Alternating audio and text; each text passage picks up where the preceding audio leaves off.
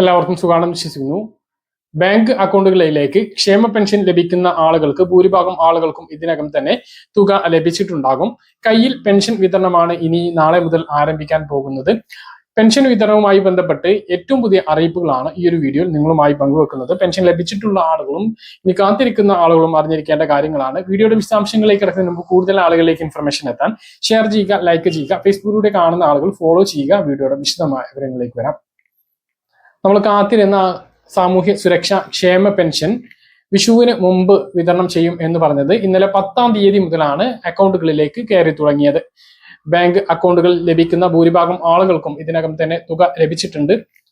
ഒറ്റപ്പെട്ട ആളുകൾക്ക് ലഭിക്കാത്തതുണ്ട്. അത് വരും മണിക്കൂറുകളിൽ ആ തുക എത്തിച്ചേരുന്നതാണ്. സാങ്കേതിക കാരണം കൊണ്ട് എത്താത്ത ആളുകളുണ്ട്. കഴിഞ്ഞ മാർച്ച് മാസത്തിൽ മുടങ്ങിയിട്ടുള്ള ആളുകളുണ്ട്. അങ്ങനെ ഉള്ള ആളുകൾ ഈ മാസവും തുക ലഭിക്കുന്നില്ല എങ്കിൽ തീർച്ചയായിട്ടും പഞ്ചായത്ത് പെൻഷൻ വിഭാഗത്തിൽ നിങ്ങളൊന്ന് ചെന്ന് അന്വേഷിക്കണം. എന്താണ് പെൻഷൻ മുടങ്ങിയിട്ടുള്ളത് എന്ന് പരിശോധിക്കണം.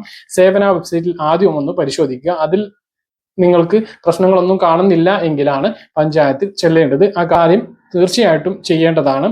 അതുപോലെ തന്നെ കേന്ദ്ര പെൻഷൻ ലഭിക്കുന്ന ആളുകൾക്ക് 300, 200, 500 രൂപയുടെ കുറവ് എല്ലാ മാസവും ഉണ്ടാകുന്നതാണ്.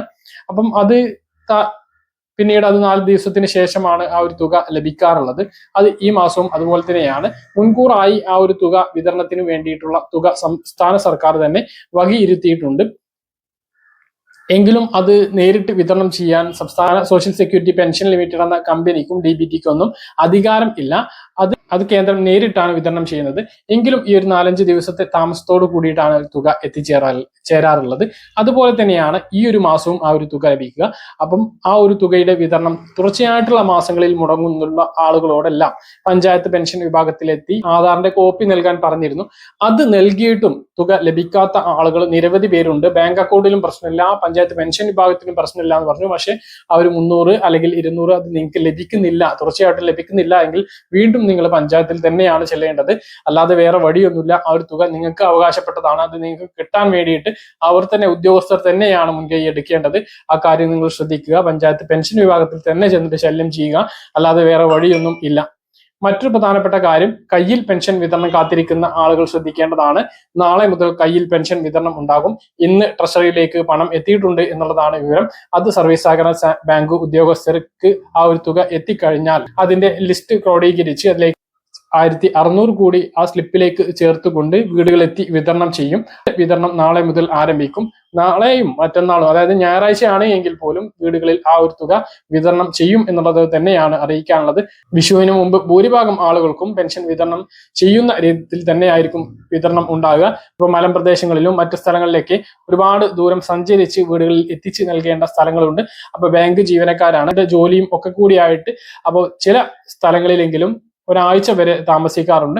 അങ്ങനെയുള്ള ആളുകൾക്ക് 21-ാം തീയതിക്ക് മുമ്പായിട്ട് ആ ഒരു തുക എത്തിച്ചേരുന്നതാണ്. ഇതാണ് പെൻഷൻ വിതരണവുമായി ബന്ധപ്പെട്ട് നിങ്ങളെ അറിയിക്കാനുള്ളത്. ഇപ്പോൾ മസ്റ്ററിംഗ് ചെയ്യാനുള്ള സമയമാണ്. അതായത് പെൻഷൻ മസ്റ്ററിംഗ് ചെയ്യാൻ പറഞ്ഞ സമയത്ത് ചെയ്യാത്തത് മൂലം പെൻഷൻ മുടങ്ങിയിട്ടുള്ള ആളുകളാണ് മസ്റ്ററിംഗ് ചെയ്യേണ്ടത്. 20-ാം തീയതി വരെയാണ് അവസരമുള്ളത്.